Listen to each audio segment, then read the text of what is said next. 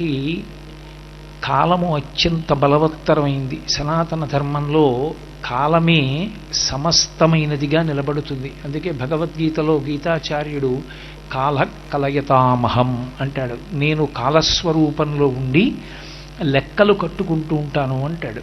ఏమిటా లెక్కలు అంటే, వ్యాస భగవానుడు దేవీ భాగవతం చేస్తూ అంటాడు, కాలోహి బలవాన్ కర్త సతతం సుఖదుఃఖయో నరాణాం పరతంత్రాణం పుణ్యపాపానుయోగత అంటాడు. ఇవ్వాలంటే జీవుడు ఈ శరీరంలో ఉన్నాడు, గతంలో ఇదే జీవుడు ఏ శరీరంలో ఉన్నాడో తెలియదు. ఏదో శరీరంలో ఉండి ఏదో తప్పిదం చేశాడు, ఏదో పాపం చేశాడు, పుణ్యం చేశాడు. ఆ పాపము అనుభవము చేతనే పోవాలి, పుణ్యము అనుభవము చేతనే పోవాలి. పాపము అనుభవస్వరూపంగా పోవడానికి దుఃఖము, అలాగే పుణ్యము అనుభవంగా పోవడానికి సుఖము, రెండిటిని ఇవ్వాలి. వీడు గతంలో చేసిన పాపం ఎంత, పుణ్యం ఎంత, ఎంత సుఖ పెట్టచ్చు, ఎంత దుఃఖ పెట్టచ్చు, ఇది లెక్క కట్టగలిగినటువంటి వాడు లెక్క చెప్పి మీ ఎదుట నిలబడి మీకు పాపపుణ్యముల యొక్క ఫలితమును ఇవ్వడు.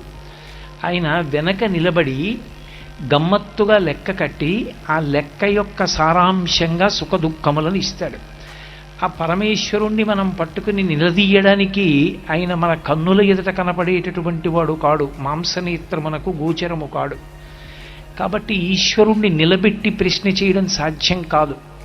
ఆయన ఏ ఫలితాన్ని ఇచ్చాడో ఆ ఫలితాన్ని పరతంత్రులమై అనుభవించటం ఒక్కటే మనం చెయ్యగలిగినటువంటి పని. అది కూడా భక్తితో కూడుకున్నదే.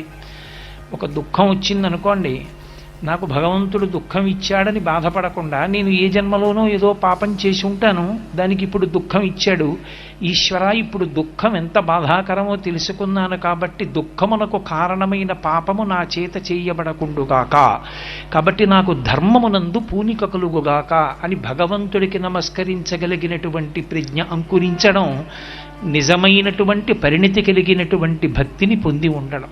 అందుకే దుర్జటి నిన్ను సేవింపగ నాపదల్పొడమని నిత్యోత్సవం బబ్బని జనమాతృండనని సంసార మోహంబు పైగొనని జ్ఞానము గల్గని గ్రహగతుల్ కుందింపని మేలు వచ్చిన రాణి అవి నాకు భూషణములే శ్రీకాళహస్తీశ్వర అంటాడు.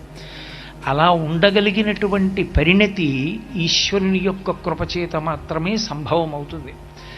అటువంటి కాలము పరమ బలవత్తరమైనటువంటి స్వరూపం. అది ఈశ్వర స్వరూపంగా ఉండి ఈ సుఖ దుఃఖముల రూపంలో పాపపుణ్యములను అనుభవింపచేసి దాని వలన కంటికి కనపడనటువంటి ఈశ్వరుని యొక్క ప్రజ్ఞని గుర్తిరిగి ఆయన పాదముల యందు నిరతిశయమైనటువంటి భక్తిని పెంపొందింపచేసుకోగలిగి కృతార్థుడు కాగలిగినటువంటి వ్యక్తి ధన్యాత్ముడు. అందుచేతనే మనకి కాలాన్ని విభాగం చేశారు ఋషులు. అది ఋషుల యొక్క దార్శనికత. అందుకే పుట్టుకతోనే ఋషికి రుణపడిపోయాం మనం. ఋషి రుణం తీరాలి అంటే ఋషిప్రోక్తమైనటువంటి వాంగ్మయాన్ని చదువుకోవాలి. కనీసంలో కనీసం నాకు చదువుకోవడం రాదండి అన్న ఇంట్లో శ్రీరామాయణాది గ్రంథములు ఉండాలి. నువ్వు చదవలేకపోయినా కనీసం ఒక్క పువ్వు ఆ పుస్తకం మీద వెయ్యగలగాలి. అవి చదవని నాడు ఋషి రుణం తీరదు. ఆ ఋషి కాలాన్ని విభాగం చేశాడు. విభాగం చేసి ఏ సమయమునందు మనం పరమేశ్వరానుగ్రహం పొందడానికి కాలము మనకి యోగ్యమైన రీతిలో ఉంటుందో నిర్ణయం చేశాడు. అందుకే దక్షిణాయనము ఉత్తరాయణము ఎప్పుడైనా సరే నడక అన్నది కుంటి నడక కాకుండా ఉండాలంటే రెండు కాళ్ళ మీద నడవాలి. రెండు కాళ్ళ మీద నడిచినట్టే కాలము కూడా ఒక సంవత్సరాన్ని ప్రమాణంగా తీసుకున్నప్పుడు ఉత్తరాయణము దక్షిణాయనము అనబడేటటువంటి పేర్లతో రెండు కాళ్లతో నడుస్తుంది. ఇందులో దక్షిణాయన పుణ్యకాలం, ఉత్తరాయణ పుణ్యకాలం అంటాం. యథార్థంగా పరిశీలనం చేస్తే దక్షిణాయనం తక్కువని ఉత్తరాయణం ఎక్కువని భావన చేయకూడదు. తెలియక చాలామంది దక్షిణాయనంలో చనిపోతే ఏదో పెద్ద ఉపద్రవం వచ్చేసింది అనుకుంటారు. మహాజ్ఞాని అయినవాడు, గొప్ప భక్తి తత్పరుడైన వాడు ఎప్పుడు పోయినా ఒకటే. శంకరాచార్యుల వారు బ్రహ్మసూత్ర భాష్యం చేస్తూ దక్షిణాయనం అనేటటువంటి మాటకు ఉండేటటువంటి అర్థం ఏమిటో వ్యాఖ్యానం చేశారు. అది కొన్ని కొన్ని లోకముల మీదుగా జీవుడు ప్రయాణం చేసి బ్రహ్మలోకంలో కొంతకాలం వాసం చేసి మహాప్రళయమునందు ఈశ్వరుని యందు ఐక్యమైపోయేటటువంటి స్థితి దక్షిణాయనం. అంతేకాని దక్షిణాయనం అంటే ఏదో జీవుడు పాడైపోయే కాలం కాదు. యథార్థమునకు ఉత్తరాయణం కన్నా దక్షిణాయనమే చాలా గొప్పది. ఎందుచేత దక్షిణాయనం చాలా గొప్పది అంటే దక్షిణాయనం అంతా కూడా మనకి ఉపాసనా సంబంధమై ఉంటుంది. మనం పరమేశ్వరుడి ఆరాధన చెయ్యడానికి యోగ్యమైన కాలమంతా కూడా కేవలముగా దక్షిణాయనంలోనే సంభవిస్తుంది. ఉత్తరాయణ పుణ్యకాలంలో నిజానికి దక్షిణాయన పుణ్యకాలంలో వచ్చినన్ని గొప్ప తిథులు రావు. అందుకే ఉపాసనంతా దక్షిణాయనం. దక్షిణాయనంలో చనిపోయాడండి అంటే అయ్యో అని ఎందుకంటారంటే ఎంసెట్ పరీక్షకి ఎంతో కష్టపడి తయారైన వాడికి రేపు పరీక్షనగా ఇవాళ టైఫాయిడ్ వస్తే అయ్యో పాపం అన్నట్టే ఉపాసన చేసుకోగలిగినటువంటి కాలం వచ్చినప్పుడు ఉండకుండా శరీరాన్ని విడిచిపెట్టేసుకున్నాడు రా. ఇప్పుడు ఆ శరీరం లేదు కాబట్టి స్నానం చేస్తాడా, దీపం పెడతాడా? చేసుకోలేడు. దక్షిణాయనాన్ని పోగొట్టుకున్నాడని కొంచెం బాధపడతారు తప్ప దక్షిణాయనంలో చనిపోవడం వల్ల వచ్చేటటువంటి ప్రమాదం ఏదో ఉందని ఊహించకూడదు. కాబట్టి దక్షిణాయనం అంతా ఉపాసనా కాలం. ఉపాసనా కాలము కాబట్టే మీరు చూడండి, గురు పౌర్ణమి ఆషాఢమాసంలో వచ్చేటటువంటి గురు పౌర్ణమి, శ్రావణ మాసంలో వచ్చేటటువంటి వరలక్ష్మీ వ్రతం ఇత్యాదులన్నీ పరమ ప్రఖ్యాతమైనటువంటి తిథులన్నీ కూడా దక్షిణాయనంలోనే నడుస్తాయి. ఈ దక్షిణాయనంలో వచ్చేటటువంటి తిథుల యొక్క ప్రత్యేకత మనకి దేశము కాలము ఈ రెండిటి చేత పవిత్రమై ఉంటుంది. మీరు ఒక్కొక్కసారి ఒక్కొక్క దేశమునందున్న కారణం చేత, దేశము అంటే నా ఉద్దేశంలో ఒక్కొక్క ప్రాంతమునందున్న కారణం చేత మీకు ప్రత్యేకమైనటువంటి ఫలితం ఒకటి ఒనగూడుతుంది. ఉదాహరణకి నేను గంగానదిలో స్నానం చేశాను అనుకోండి, గంగానది స్నానం మిగిలిన ఏ నదుల స్నానం కన్నా గొప్పది. స్కాంద పురాణంలో అగస్త్య మహర్షితో మాట్లాడుతూ సుబ్రహ్మణ్యుడు అంటాడు, మిగిలిన క్షేత్రములన్నీ ఎందుకు దర్శనం చెయ్యాలి, మిగిలిన అన్ని తీర్థముల యందు అన్ని నదుల యందు దేనికి స్నానం చెయ్యాలి అంటే, ఇన్నిటిలో స్నానం చేస్తే, ఇన్ని క్షేత్రాల్ని దర్శనం చేస్తే కాశీపట్టణంలో ప్రవేశించడానికి, విశ్వనాథుణ్ణి సేవించడానికి, గంగా స్నానం చెయ్యడానికి అధికారం పొందడం కోసం.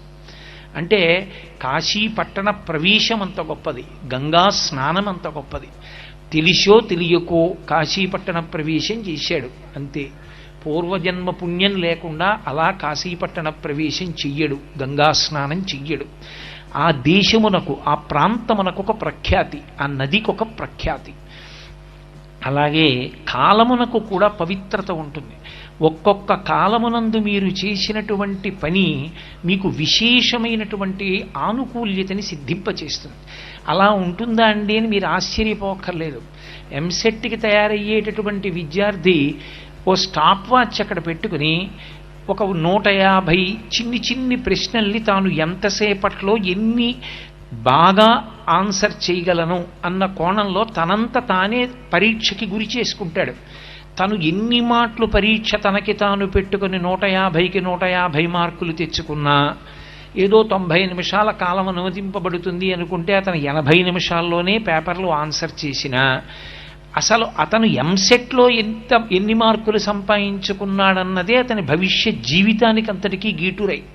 మా ఇంట్లో చాలా బాగా చేసేవాడినండి, ఆ రోజున నేను పరీక్ష రాస్తున్నప్పుడు పక్కన కళ్యాణ మంటపంలోంచి పాటలు వినపడ్డాయి, ఆ ఒక్కరోజే నేను వ్రాయలేకపోయానంటే ఒప్పుకోరు. ఆ రోజు రాసిందేదో అదే గీటురాయత్తి. దాన్ని బట్టే వాడి జీవితం ఆధారపడి ఉంటుంది. అలాగే మనం పెట్టుకున్న వ్యవస్థలో, మనం పెట్టుకున్న ఎంసెట్లో, మనం పెట్టిన పరీక్షలో మీరిచ్చిన సమయం 1:30కే అంత ప్రాధాన్యత ఉంటే, పరమేశ్వర నిర్ణయమైనటువంటి కాలప్రవాహమునందు ఒక ఆయనానికి, ఒక మాసానికి అంత ప్రత్యేకత ఉంటుందని అంగీకరించడానికి మీకు ఏది అడ్డు రావాలి? విశ్వాసం లేకపోతే అడ్డు రావాలి. విశ్వాసం ఉంటే వేదమునందు అడ్డు రాదు.